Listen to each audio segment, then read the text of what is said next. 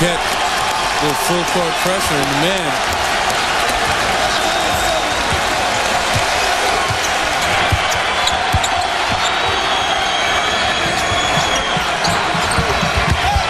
With a quick step into the chest of McNeil, who's playing with 4 fouls. Reynolds gives Villanova the lead. 74-72. In details, you got to take the baseline away. Scotty Reynolds right-handed. Baseline's on his right hand. You got to take that away and make him handle with his left. Hayward for 3. Marquette takes the lead.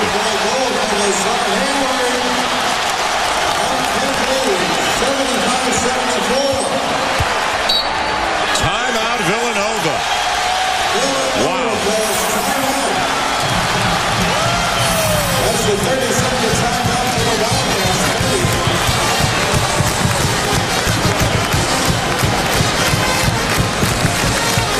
Marquette has now made 8 of 12 threes here in the second half. Well, again, it still comes down to penetrating, going towards the basket. Villanova, well-schooled at trying to close lanes and help because they don't have the shot blockers. But what that does forces the defense to retreat, and now you got spot-up shooters. And Lazar Hayward, he wasn't there when they needed him in the first half, but he's on time now. He sure is. Double bonus for Marquette the rest of the way. The Golden Eagles have the arrow. Again, there are a number of players in foul trouble right now. A number of players with 4. What a difference a half makes for Marquette. 2 of 12 from beyond the arc of the first half. 8 of 12 in the second half. McNeil has hit. Hayward has hit. Acker has hit. Can't say enough about Acker and Butler and what they have done for the Golden Eagles' cause. Yeah, they've stepped up.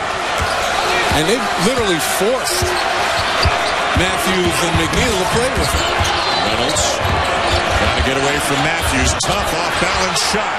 Terrific defense. Yep. Matthews with the size and the foot quickness to stay with Scotty Reynolds. And Reynolds couldn't make it to the basket and obviously couldn't shoot over Matthews at 6'5".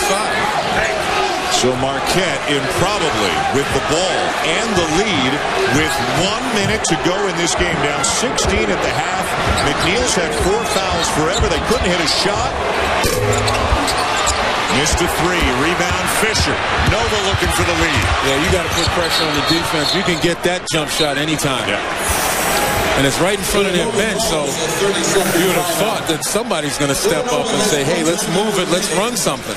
30-second timeout. Dominic James, the first guy out on the floor to talk to all of his teammates as they make their way to the huddle. What's at stake here is a spot in the semifinals tomorrow night against the top-seeded Louisville Cardinals, who dispatched Providence earlier today, 73-55. 2 more quarters tonight here on ESPN. First thing you got to do, though, is you got to get the ball in bounds. You got to believe that Reynolds and McNeil will be the primary ball handlers. Each of them has made some great decisions today. Each of them has forced some shots today.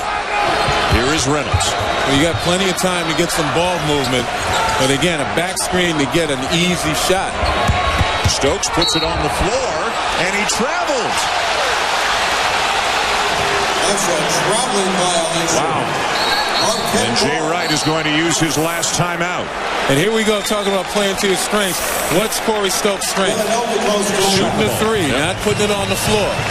That's a full timeout for Villanova. It's their final. The last timeout for Villanova. Marquette's got the ball and the arrow and 2 timeouts and the lead with 40 seconds to go. You talk about swimming upstream all afternoon long. That's what the Golden Eagles have been doing. But they've got it in their sights right now if they can execute. And that's what would make this win so magnificent. Not the fact that you got a 5 seed beating a 4 if in fact it comes to pass. But look at the adversity Marquette has faced, not only with the loss of Dominic James, but playing in this ball game where they just seem to be sputtering in the first half. Again, their big 3, their healthy big 3, McNeil, Matthews, and Hayward, are 8 for 35 from the floor, and they are winning this game right now.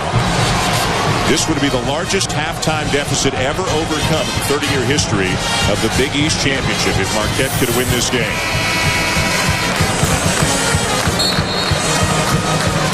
I wonder if the folks up there who had the crutches really need him, or if that's a symbolic gesture toward Dominic James. Don't get me speculating. What a comeback by Marquette. Getting to the line, stepping up the defense, and the support players, Jimmy Butler,